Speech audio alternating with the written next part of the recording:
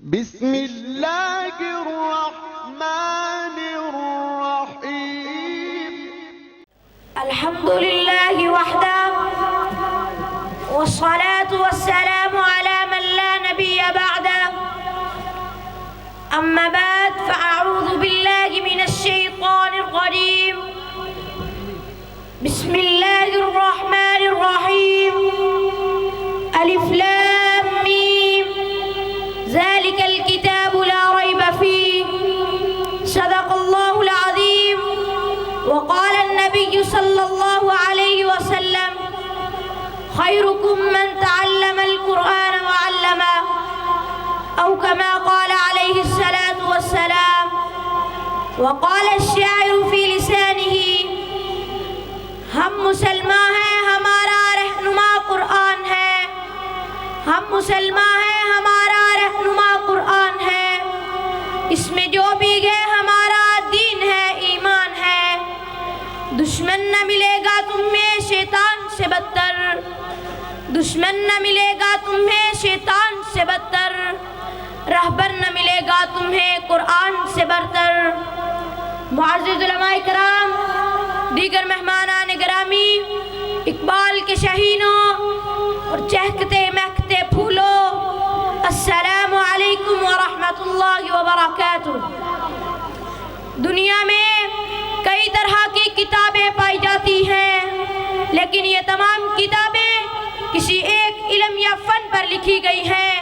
کوئی کتاب مذہب کے بارے میں ہوتی ہے لیکن اس میں معاشیات کا ذکر نہیں ہوتا کوئی کتاب معاشیات کے بارے میں ہوتی ہے لیکن اس میں نفسیات کا ذکر نہیں ہوتا کوئی کتاب نفسیات کے بارے میں ہوتی ہے لیکن اس میں علم فلکیات نہیں ہوتا کوئی کتاب فلکیات کے بارے میں ہوتی ہے لیکن اس میں ارضیات کا علم نہیں ہوتا کوئی کتاب ارضیات کے بارے میں ہوتی ہے لیکن اس میں کیمیات کا علم نہیں ہوتا کوئی کتاب کیمیات کے بارے میں ہوتی ہے لیکن اس میں سیاست کا علم نہیں ہوتا کوئی کتاب سیاست کے بارے میں ہوتی ہے لیکن اس میں انسان کے مبدا اور معاد سے بحث نہیں ہوتی پھر ان کتابوں میں جو کچھ بیان کیا جاتا ہے وہ شک و شبہ سے خالی نہیں ہوتا بسا اوقات ایک محقق ایک محدث ایک مصنف ایک مؤرخ ایک بڑے اعتماد سے دنیا کے سامنے ایک نظریہ پیش کرتا ہے تھوڑے ہی عرصے کے بعد کوئی دوسرا اہل علم اٹھتا ہے اور اس نظریے کو دلائل کے ساتھ غلط ثابت کر دیتا ہے لیکن آئیے آج میں آپ کو ایک ایسی کتاب سے متعارف کرواتا ہوں جس کا ہر لفظ محفوظ ہے جس کی ہر پیشن گوئی یقینی ہے جس کی بات کو دنیا کا کوئی بھی اہل علم جھوٹا ثابت نہیں کر سکتا وہ کتاب قرآن مجید ہے سامعین محترم جیسے ہمارے پیغمبر سرور کونین صلی اللہ علیہ وسلم تمام پیغمبروں کے امام ہیں ویسے قرآن مجید بھی تمام کتابوں کا امام ہے جیسے ہمارے پیغمبر کا مقابلہ کوئی دوسری کتاب نہیں کر سکتی ویسے قرآن مجید کا مقابلہ بھی کوئی دوسری کتاب نہیں کر سکتی سامعین محترم قرآن مجید کی عظمت کے کیا کہنے حدیث میں آتا ہے ایک دن رب کائنات نے آسمان کے تمام فرشتوں کو جمع کیا تو تمام فرشتے حیران و پریشان تھے کہ آخر آج ایسا کون سا کام ہے جس کے لیے رب العالمین نے ہمیں بلا کر اپنے سامنے بٹھایا تھوڑی ہی دیر کے بعد اللہ رب العالمین نے اپنی زبان مبارک سے سورہ یاسین کی تلاوت فرمائی جب اللہ تعالیٰ تلاوت فرما چکے تو فرشتوں کی زبان سے 3 جملے نکلے اے اللہ کتنا مقدس ہوگا وہ نبی جس پر یہ قرآن اترے گا اے اللہ کتنی مقدس ہوگی وہ امت جس کے حصے میں یہ قرآن آئے گا اے اللہ کتنے مقدس ہوں گے وہ سینے جن میں یہ قرآن محفوظ ہوگا سامعین محترم امام غزالی رحمت اللہ سے کسی نے پوچھا کہ آپ بتائیے قرآن مجید کیا چیز ہے میرے دوستو توجہ کرنا امام غزالی نے بڑا عجیب جواب دیا قرآن مجید مشکل بھی ہے اور آسان بھی ہے مفصل بھی ہے اور مجمل بھی ہے مشکل اس طرح آج تک کتنی صدیاں گزر گئیں، آئمہ گزر گئے، محقق و محدث گزر گئے، خطباء و شعراء گزر گئے، سب نے اپنی زندگیاں اس قرآن کے موتی چننے میں گزار دی، لیکن آج تک اس قرآن کے موتی ختم نہیں ہوئے۔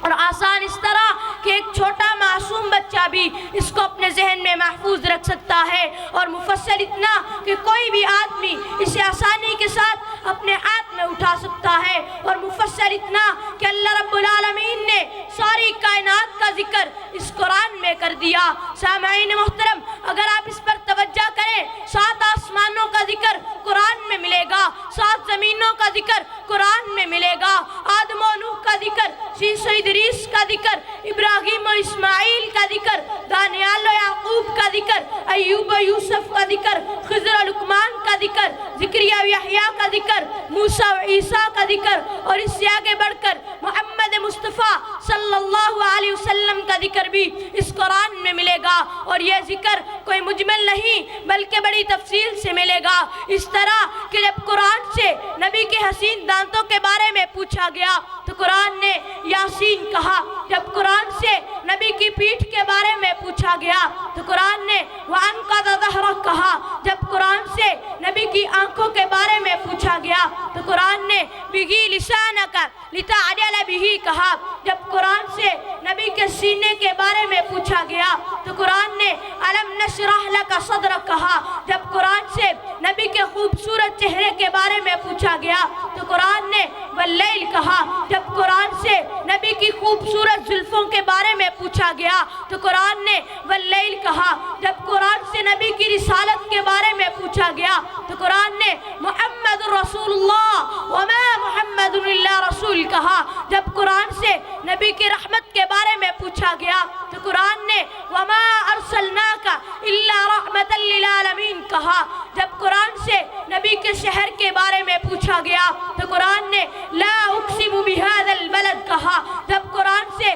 نبی کی شہر کی گلیوں کے بارے میں پوچھا گیا تو قرآن نے وهذا البلد الامین کہا۔ مفصل اتنا کہ تحت الثری سے لے کر عرش معلی تک کے حالات اس قرآن میں ملیں گے۔ سامعین محترم، نبی کے بعد صحابہ اکرام نے، صحابہ کے بعد تابعین نے، تابعین کے بعد تبع تابعین نے، جس نے بھی قرآن مجید سے محبت کی، قرآن مجید کو اپنی زندگیوں میں لایا تو اللہ تعالیٰ نے ان کو بلند مقام عطا کیا، لیکن جس نے قرآن سے منہ پھیرا، قرآن سے روگردانی کی، قرآن کو پس پشت ڈالا تو اللہ تعالیٰ نے ان کو ذلیل و رسوا کر کے رکھ دیا، جیسے آج کے مسلمان کے ساتھ ہو رہا ہے۔ مسلمان نے قرآن سے منہ پھیرا تو اللہ تعالیٰ نے ان پر ظالم و جابر کافر حکمرانوں کو مسلط کر دیا۔ مسلمان ہر جگہ ذلیل و رسوا ہو رہا ہے، عزتیں لٹوا رہا ہے۔ یہ سب کیسے ہوا؟ کیوں ہوا؟ یہ اس لیے ہوا کہ آج کے مسلمان نے قرآن سے منہ پھیرا، کہ آج کے مسلمان نے قرآن سے روگردانی کی، کہ آج کے مسلمان نے قرآن کو پس پشت ڈالا تو اللہ تعالیٰ نے ان کو ذلت کا نشان بنا دیا۔ مسلمانوں کے ان حالات کو دیکھ کر شہر تڑپ کر پکار اٹھتا ہے، وہ معزز تھے زمانے میں مسلمان ہو کر، وہ معزز تھے زمانے میں مسلمان ہو کر، ہم ذلیل و خوار ہوئے تارک قرآن ہو کر۔ وآخر دعواہم ان الحمدللہ رب العالمین۔